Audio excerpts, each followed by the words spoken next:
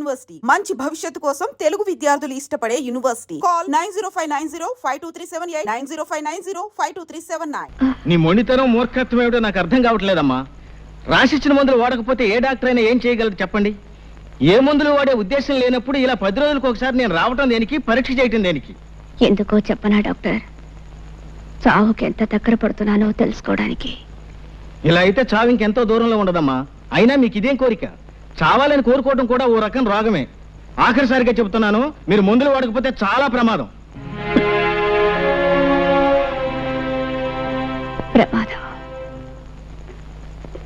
నమస్కారం నరసింహ. ఓ డాక్టర్ గారా, కూర్చోండి.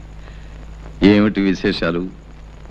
మీ పెద్దమ్మాయి జానకి పరిస్థితి చాలా ప్రమాదంగా ఉంది. ఇచ్చిన మందులు ఏవీ వేసుకోకుండా మంకుపట్టు పట్టు కూర్చుంది. ఈ పరిస్థితి ఇలాగే కొనసాగితే ఆవిడ అట్టే రోజులు బ్రతకదు. కాస్త మీరైనా. డాక్టర్ గారు, మీకు తెలియదా, నా పెద్ద కూతురు జానకి చచ్చిపోయి ఇప్పటికీ 5 సంవత్సరాలు అవుతుంది. మళ్ళీ దానికి జబ్బు చేయడం ఏమిటి, చచ్చిపోవడం ఏమిటి? మీరొచ్చింది ఇందుకే అయితే మీరిక వెళ్ళొచ్చు.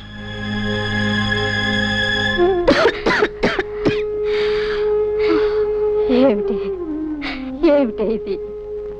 ఇన్నాళ్ళు నిన్ను చూసి వెళ్ళలేకపోయినా కనీసం దగ్గరలో ఉన్నావున్న తృప్తితో ఉన్నాను. నువ్విలా ఆరోగ్యం పాడు చేసుకుని. అమ్మా, నిజంగా నా మీద కోపం లేదా అమ్మా? కడుపు చించుకు పుట్టిన బిడ్డలు తప్పు చేస్తే కన్నవాళ్ళకుండేది కోపం కాదమ్మా, కడుపు కోత. అమ్మా, ఇన్నాళ్ళు ఊరి చివర నేను ఒంటరిగా బ్రతికింది ఎందుకో తెలుసా? ఎప్పటికైనా నువ్వు దయదలిచి నా దగ్గరకు వస్తే ఓ నిజం చెబుదామని. ఏమిటమ్మా అది? అమ్మా, నేను కడప దాటి వెళ్ళడం మాత్రమే మీకు తెలుసు, కానీ ఆ తర్వాత ఏం జరిగిందో మీకెవ్వరికీ తెలియదు. నేను వెళ్ళిన మరుక్షణమే చేసిన పొరపాటు ఏమిటో తెలుసుకున్నాను. అమ్మా, నేను ఏ తప్పు చేయలేదమ్మా, ఏ తప్పు చేయలేదు. నేను చెడిపోలేదన్న ఈ నిజం చెప్పడానికి ఇన్నాళ్ళు బ్రతికున్నాను. నేను క్షమించమని అడగటం లేదు, దయచేసి ఒక్క నిజం నమ్మండమ్మా. నేను ప్రశాంతంగా చచ్చిపోతాను. అలా అనకే అమ్మా, నాకు తెలిసి నువ్వే తప్పు చేయలేదు. నా కడుపును పుట్టిన బిడ్డలు ఏ తప్పు చేయరని నాకు తెలుసమ్మా, నాకు తెలుసు. చాలమ్మా, ఆ ఒక్క మాట నాకు చాలు. అమ్మా, నాకు సహాయం చేసి పెడతావా? కన్న కూతురుగా కాదు, జీవితంలో అన్ని పోగొట్టుకుని చావడానికి సిద్ధంగా ఉన్న ఒక మనిషి ఆఖరి కోరికగా అడుగుతున్నాను. బావని ఒక్కసారి నాకు చూడాలని ఉందమ్మా. నాకు తెలుసు, పరువు ప్రతిష్టల్ని మంట కలిపి లేచిపోయిన ఆడదాన్ని ఏ మగాడు జన్మ జన్మలకి క్షమించడు. కానీ బావ దేవుడు లాంటి వాడు. ఆ దేవాలయం దాటి వస్తే గాని ఆ దేవుడి విలువ తెలియలేదమ్మా. ఏ కన్నీళ్లతో అతన్ని కరిగిస్తావు, ఎలా ఒప్పిస్తావు? ఈ ఒక్క సహాయం నాకు చేసి పెట్టమ్మా. అలాగేనమ్మా. అమ్మా, ఈ విషయం ఎవరికీ చెప్పొద్దు, నాన్నకి చెల్లాయి కూడా చెప్పొద్దు. చెప్పనని ఒట్టేయమ్మా. అలాగేనమ్మా, ఎవరికి చెప్పను. అత్తయ్య, మాట్లాడాలన్నావట? నేను చెప్పే విషయం ఎవరికి తెలియకూడదు బాబు, అందుకే ఇక్కడికి రమ్మన్నాను. ఏమిటత్తయ్య అంత తెలియకుండా విషయం? అదే అదే నీకు ఎలా చెప్పాలో తెలియటం లేదు బాబు. అదేంటత్తయ్య, నేనేం పరాయి మనిషినా? నా దగ్గర సందేహం ఎందుకు, చెప్పు. నేను రాత్రి జానకి దగ్గరికి వెళ్ళాను బాబు. బాబు, ఒక్క మాట విని వెళ్ళు. కన్న బిడ్డ చావు బ్రతుకుల్లో ఉంటే కడుపు తీపి చంపుకోలేక కడసారిగా దాన్ని కళ్ళారా చూద్దామని వెళ్ళాను. ఈ తల్లి చేసింది తప్పనుకుంటే వెళ్ళు. జీవితంలో తొలిసారి అమ్మా అని పిలిచిన బిడ్డ మీద కన్న తల్లిగా కాస్త దయా జాలి చూపించటం న్యాయం కాదనుకుంటే వెళ్ళు బాబు, వెళ్ళు. అది నా చేతులు పట్టుకుని ఏడ్చింది. గడప దాటి బయటికి వెళ్ళినా నేనే తప్పు చేయలేదమ్మా అని పిచ్చి దానిలా మొత్తుకుంది. బావ కట్టిన తాళి శ్రీరామ రక్ష నన్ను కాపాడిందని కూడా చెప్పుకుంది. బాబు, నిన్నొక్కసారి చూడాలని ప్రాధేయపడింది. బావనొక్కసారి పంపించమ్మా అని నా కాళ్ళు పట్టుకుని ఏడ్చింది. బాబు, దాన్ని చూస్తే నా గుండెలు తరుక్కుపోయాయి. ఏ తల్లికి ఇలాంటి పరిస్థితి రాకూడదు. తల్లిగా కంటే ఓ ఆడదానిగా ఎక్కువ ఏడుస్తున్నాను. బాబు, జరిగిన దాన్ని బట్టి నిన్ను దాని దగ్గరికి వెళ్ళమనడం తప్పే కావచ్చు, కానీ నువ్వు మంచివాడివని దయగలవాడివని నిన్ను అడుగుతున్నాను. చావు బ్రతుకుల మధ్య ముగిసిలాడుతున్న దాని చివరి ఆశ నెరవేర్చు బాబు. ఆ పిచ్చి దాన్ని ఒక్కసారి చూసిరా. చిన్నవాడివైనా నీకు చేతులెత్తి మొక్కుతాను బాబు. నా మాట కాదనుకు బాబు. అలాగే తప్పకుండా వెళ్ళి చూసి వస్తాను.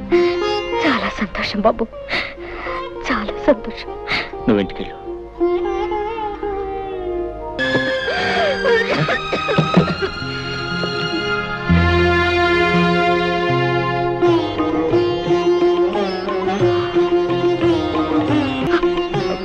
బాబా,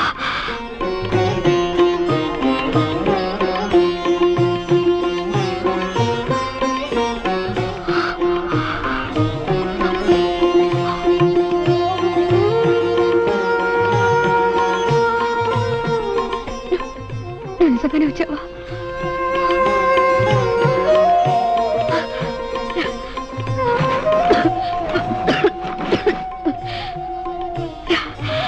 కూర్చో బాబా. బాబా,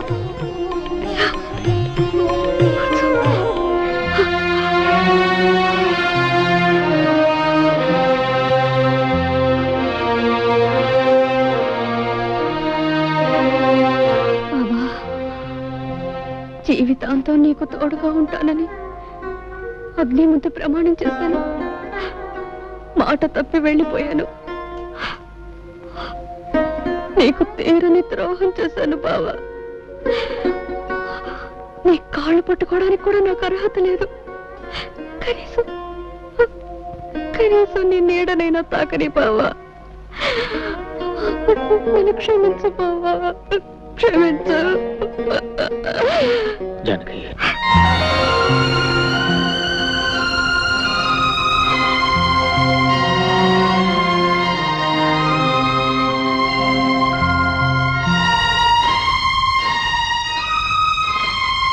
బావా, నన్ను పేరు పెట్టి పిలిచావా? ఒక్కసారి నన్ను అలా పిలు బావా. జానకి, చాలు బావా, చాలు. మళ్ళీ నీ నోటితో అలా పిలిపించుకుంటాను అనుకోలేదు. జానకి, బావా, మనస్ఫూర్తిగా నన్ను క్షమిస్తున్నావా? జానకి, చేసిన తప్పు తెలుసుకుని పశ్చాత్తాపడేవాళ్ళని ఆ భగవంతుడు కూడా క్షమిస్తాడు. అత్త ఎంత చెప్పింది? అయితే నువ్వు నన్ను నమ్ముతున్నావా బావా? నిజంగా నేను చెడిపోలేదు బావా. నాకు తెలుసు జానకి, జానకి పవిత్రమైందని నాకు తెలుసు. బంగారు లేడిని కోరుకుని బ్రతుకంతా కష్టాలు పాలు చేసుకుంది ఆ జానకి. అందరి వాటి కోసం ఆశపడి బంగారం లాంటి బ్రతుకుని నాశనం చేసుకుంది ఈ జానకి. నాకే శిక్ష చాలదు బావా. దేవుడి లాంటి నీకు చేసిన ద్రోహానికి నాకే శిక్ష చాలదు. ఇంకా అనుభవించాలి. 7 జన్మలకి అనుభవించాలి బావా. జానకి, ఆడది చిన్న తప్పు చేసిన జీవితం నాశనం అయిపోతుందని చెప్పడానికి నీ బ్రతికే ఒక ఉదాహరణ. ఈ నెమ్మది, ఈ ఆలోచన నీకప్పుడే ఉంటే నీ జీవితం ఇలా ఉండేది కాదు. ఇలా ఒంటరిగా దిక్కులేని దానిలో పడి నిన్ను చూస్తూ ఉంటే. పోన్లే బావా, నాకిలా జరగవలసిందే. చేసుకున్న వాళ్ళకి చేసుకున్నంత అని నాకే శాస్తి జరగవలసిందే. నాకు దొరికిన సౌభాగ్యాన్ని, సంతోషాన్ని నేనే దూరంగా విసిరేసుకున్నాను. నా కాపురాన్ని నా చేతులతో నేనే నాశనం చేసుకున్నాను. కళ్ళు మూసుకుపోయి కట్టుకున్న నిన్ను కన్న బిడ్డని కాదని వెళ్ళిపోయాను. ఇదంతా నా కర్మ బావా, ఇదంతా నా కర్మ. బావా, నేను నిన్ను మాట అడుగుతాను, కాదనవు కదా? ఏమిటో జానకి? బావా, నేనింక ఎక్కువ కాలం బ్రతకను. నీ రాక కోసం, నీ కడసారి చూపు కోసమే పోయే ప్రాణం బిగబెట్టుకొని ఇంతకాలం బ్రతికాను. బావా, నేను నీ భార్యగా కాపురం చేసి ఉంటే నేను చనిపోయిన తర్వాత నువ్వు ధర్మంగా చేయవలసిన పని ఇప్పుడు నేను భిక్షగా కోరుకుంటున్నాను. నేను పోయిన తర్వాత నా శవాన్ని అనాథ ప్రేతంగా వదిలేకుండా నువ్వే తలకొరివి పెడతావు కదా? అలా మాట్లాడుకో, నీకేం జరగదు. చెప్పు బావా, ఇది నా ఆఖరి కోరిక. చేస్తానని చెప్పవు, ఈ ఒక్క వరం ఇవ్వవు. అలాగే జానకి, ఎన్ని అడ్డంకులు వచ్చిన నీ ఆఖరి కోరిక తప్పకుండా నెరవేరుస్తాను. చాలు బావా, చాలు. ఇక నేను సుఖంగా చచ్చిపోతాను. అలా అనకు జానకి, నీకేం కాదు, నీకేం కాదు. వెళ్ళొస్తాను.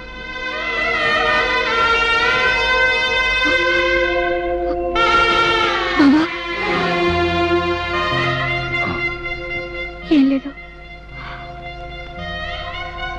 ఆఖరిసారిగా నేను మళ్ళీ చూడాలనిపించింది, అంతే. ఉంటాను బావా.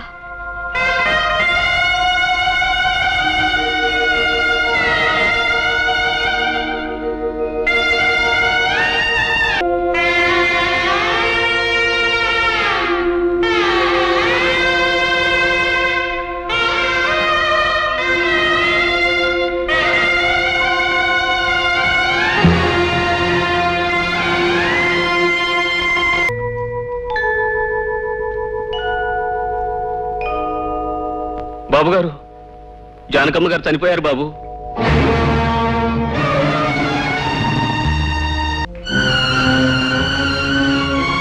అల్లుడు, ఏమిటల్లుడు నీ విన్నది నిజమేనా? నువ్వు బయలుదేరి శవం దగ్గరికి. ఏమండి పంచాయతీ పెద్దగారు, మీరు చేసే తీర్మానాలు కట్టుబాట్లు ఊళ్ళో వాళ్ళకి గాని మీ కుటుంబానికి వర్తించవా? ఎందుకు వర్తించవు? తప్పు ఎవరు చేసినా శిక్ష అనుభవించాల్సింది. మరి చెప్పండి ఆయన గారికి, తలకొరువు పెడితే ఏం జరుగుతుందో వివరంగా చెప్పండి. అల్లుడు, నువ్వు ఆ శవానికి తలకొరివి పెడితే మళ్ళీ ఈ ఊళ్ళో అడుగు పెట్టడానికి వీల్లేదు. మరోసారి ఆలోచించు బాబు. పోయిన వాళ్ళ కోసం ఉన్న వాళ్ళని దూరం చేసుకోకు. నేను ఎవరిని దూరం చేసుకోవట్లేదు మాస్టర్. మావయ్య, జానకి చేసిన తప్పేమిటో నాకు తెలుసు. ఆమె ఎంత పవిత్రమైందో కూడా నాకు తెలుసు. ఆమె చేసిన పొరపాటుకు జీవితాంతం ఎంత శిక్ష అనిపించిందో కూడా నాకు తెలుసు. నిజానికి అదే చాలా ఎక్కువ. ఇవాళ ఆమె శవాన్ని కూడా శిక్షించాలనుకోవడం అర్థం లేని పని. ఒకనాడు ఆమె మెడలో పసుపు తాడు కట్టినందుకు ఆమె అడిగిన ఆఖరి కోరిక తీర్చడం మనిషిగా, భర్తగా నా కర్తవ్యం. ఈ విషయంలో ఎవరేం చెప్పినా నేను తెలుసుకోలేదు. నేనేమైనా పర్వాలేదు, నాకేమైపోయినా పర్వాలేదు. నా నిర్ణయం నాది, అది మారదు.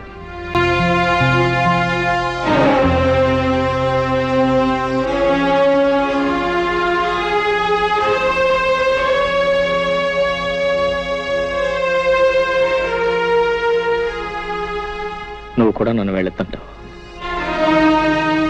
జానకి తలకొరి పెట్టడం నా ధర్మం. నువ్వైనా నన్ను అర్థం చేసుకో. బావా,